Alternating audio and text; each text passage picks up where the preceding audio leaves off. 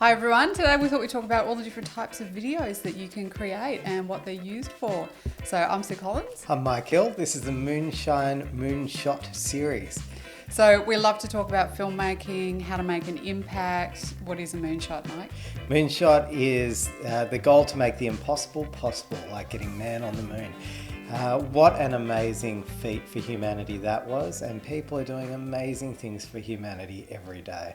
As communications specialists with a particular focus on film and video production, we have dedicated this series to tips and tricks to making an impact through effective communications. Yeah, absolutely, because frankly, no one needs any more boring videos. So we'd like to help you make some great ones. And I think what I hear a lot of the time is that people find the idea of creating a video pretty challenging, and hopefully this episode will give you some ideas on how to create some content that's really useful for you and your business. And we take a bit of that, overwhelm about the process out of it for you. So maybe to kick off, we can talk about a few different types of videos that we've made. I mean, we do everything from feature production right through to, 1 minute Instagram videos. Yeah. So I think in a previous podcast, we already talked quite in depth about pitch videos and their use. So I'll add a link in the show notes so you can go back and look at that. And we're not being too repetitive, but some other types of videos. So pitch videos would be a good example of a video designed to inspire, and I think that there are a few different categories that we could sit these types of videos under. Videos that inspire, videos that inform, videos that instruct, and videos that entertain are some of the main ones. So I think the pitch video is a video to inspire. I think a fundraising video is another type of video that's designed to inspire and get people. The social cause video would inspire people to take action. So there are three types of films that we've made a lot. So social cause videos are really important. They're more like an advocacy video, I would say. So you're really speaking to a topic and you're really trying to get people to really engage and get behind what you're trying to, whatever the mission is that you're trying to move forward. So that's a good sort of definition of a cause video, and that could be speaking to experts, so interview based. It could also be footage of whatever it is that you're trying to shine light on. How you're changing the world. How you're changing the world, that's right. So, there's a whole ton of different cause videos.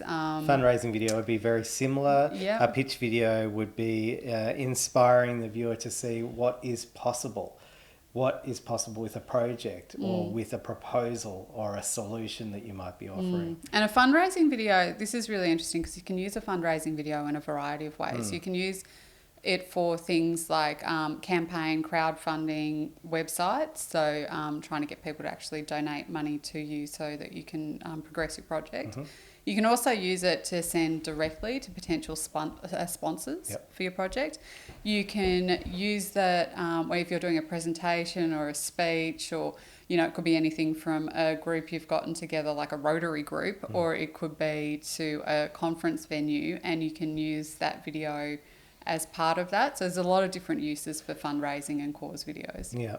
Okay, let's move on to another category, maybe a really functional one next, which is instructional, because we consume so much instructional video these days. How good is video for learning how to do things? Yeah, absolutely. And as soon as you think, how do I do that? It could be, anything from how do you cook dinner to how do you actually make a video? You just Google it. Yeah, exactly. So other types of videos that fit under this category are training videos, capacity building, knowledge sharing.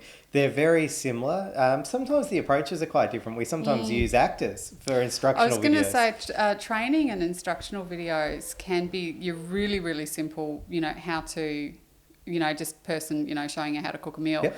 But they can also be, you can use paid actors and you can do a full production and it could be reenacting scenarios so that you can use that in a training environment so watch how this person, we've done a lot with the palliative care because we do a lot of health videos, and we've done a lot with the palliative care teams where they, particularly around, it's obviously a very sensitive area, and how to actually talk to patients, and it's not necessarily appropriate to film a scene with a real patient and a nurse. But if you use actors, you can really demonstrate. Like we've done That was some, such an interesting yeah. hybrid. We've done 2 series like that around palliative care instruction, and the first series has already won an award for instructional videos, which is great, and full credit to that amazing work that they're doing. It was a combination of an actor, a very well-known Australian actor, Alan Hopgood, playing the patient, and a real life doctor who had some theatre acting experience. In series 1, it was a real life nurse who had similar types of theatrical experience. And we brought them together and used scripted content to get across key learnings. Yeah, and it was really interesting because they set it up. It was a really clever concept. So it was set up so you had the same scenario but played out in 2 different ways. So in the first scenario, the nurse speaks to a patient in a way that becomes very awkward and difficult, and it would be I can see that from working with it, it would be a very easy trap to fall into, to follow that particular line of dialogue with the person and end up in this very difficult scenario. And then they did a different way where the nurse approached exactly the same patient with the same information, but she said it in such a different way. It became a very open and accessible conversation. And I think it was just a fascinating way to do an instructional video, because you could see right there why one worked versus why one didn't. And I think it's an incredibly powerful way of training people. Yeah, that's good. We might show you a little clip of that. There was also really good use of titles on screen to reiterate key learnings. Often they are used in instructional videos, training videos, knowledge sharing videos. Let's move on to another category. Okay. Let's talk about entertaining.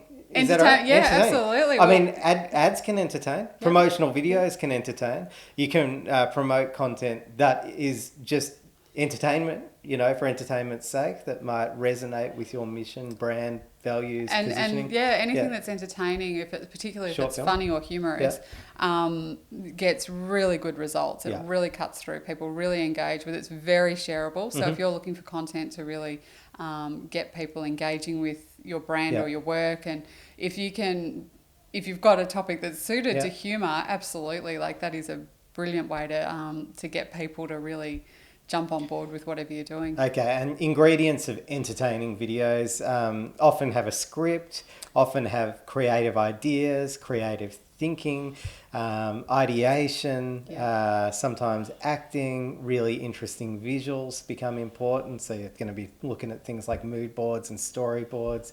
Just be really interesting conversation too. It could just be an interview that's a really interesting topic, and that's extremely. I mean, there's so many interview series, talk shows.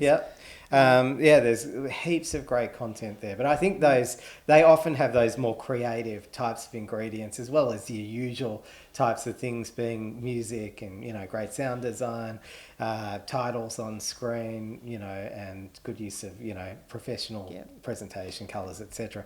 And they spark emotion and make you feel good, and that's what people engage with. They may not remember what the content was, but they'll remember they felt good after watching it. And that's a really important ingredient. Yeah, okay, and I think that's the real beauty of those entertaining types of videos that we've talked about, being ads, short films, and other things designed to entertain. I think the last category of video is really videos designed to educate. So this might include things like about videos, live videos, including things like streamed videos of webinars, and also animation, which is often used in educational videos. Yeah, and I think when we're talking about webinars and live stream that you've recorded, they're great because you don't necessarily need all the production for it. You just need to record yourself doing the webinar or the video conference or whatever it is, and then you can either edit that or use it if it's a Facebook Live or whatever it is. You can then use that across your social media. So that's actually a really effective way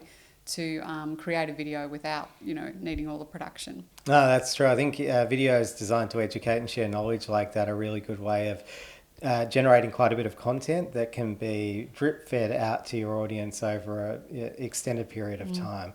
Another one might be animation. So I think that animation can be very effective in education, particularly in showing things that can't be shown in any other way. So something you couldn't observe with a camera, for example. Yeah, absolutely. So I think a really good example of that is a film that we made a few years ago about rheumatic heart disease, and we needed to show how penicillin works to help kids stop getting strep throat.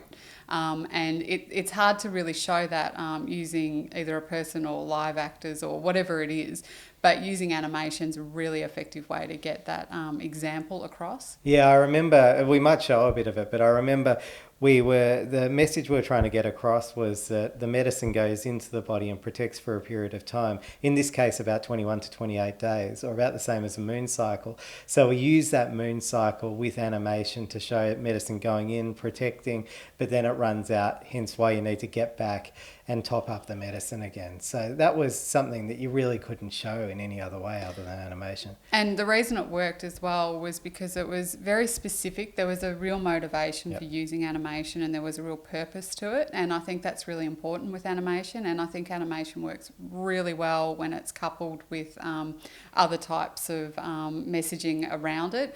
I think, we're all familiar with whiteboard videos that are, your little stick people animations, and they can work, but they don't have generally that emotional connection. They're very informative. They almost feel a bit more like advertising than storytelling. Yeah, they're very popular, although I do sometimes wonder if they can sometimes generate the eyes glaze over effect, which means that people are sitting there, they're absorbing it, but they're not retaining it. So there is movement, there is a bit of color, there's audio, people talking, but because it is so traditionally styled education, I'm just not sure if the message always cuts through. And I think that's a really important point to make with any educational video, is that all those elements that make videos memorable, the good use of appropriate images, things that surprise people and stay in their memory, the way that you use your messengers and people who carry that message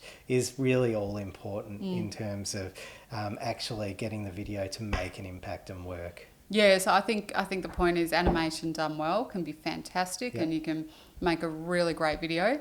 Animation can also be done pretty badly, can feel very generic and not cut through. So I'd proceed with caution when it comes to animation. It can also be super expensive. So yeah, it can be expensive, and sometimes it can just be a bit inauthentic, and I think that's sometimes why they're popular, because it's just so vanilla. But the thing about video communications and effective communications is you can't really be vanilla. You have to do something that's memorable, remarkable, sticks in your memory, and playing it too safe provokes emotion. It provokes emotion. Playing it safe is not going to do that, hence it's not going to get the result.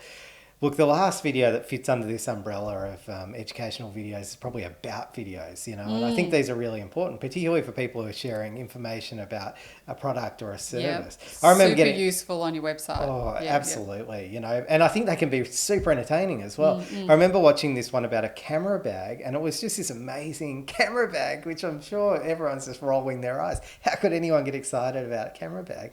This was a brilliant promotional video done by Timber Bags. It's a great bag. It is, isn't it? And of course, I ended up purchasing it because I was so blown away by all of the attributes they were able to tell me about this piece of luggage for your camera equipment that I'd never thought of, and thought, wow, that is so useful. I need one. And as you say, there's something about all the Instagram videos that I've been totally sucked into buying a product, because the video has made it look so good. Yeah, same goes for services and explaining your services and how you do it. And I think the only thing I'll say about videos is, the only caution I'd give is just make sure it's really clear, because there's nothing worse than sitting on a website going, what do these guys do? Clicking the video. 4 minutes later, you're still like, I don't know what they do. So just make sure it's really clear. Maybe go back to one of the other videos about, effective messaging. So I think that, we've talked about heaps of different types of videos, probably dozens of different types of videos under 4 kind of umbrella headings, which are around the ideas of informing, inspiring, entertaining, and educating the audience. So I hope that gives you some ideas just to really get those creative juices flowing and thinking about, actually, this might be what I need for my next effective communication. Yeah, so I think about what what you need your audience to do, Yep. and then you can sort of pick which style of video is going to best work for that purpose, and then hopefully that gives you a starting point to get you going. And let us know if you need help, or if we can give you some more information on any of this. Okay, on that note, we'll let you get back to making an impact. See you next time. Bye. Welcome to the Moonshine Moonshot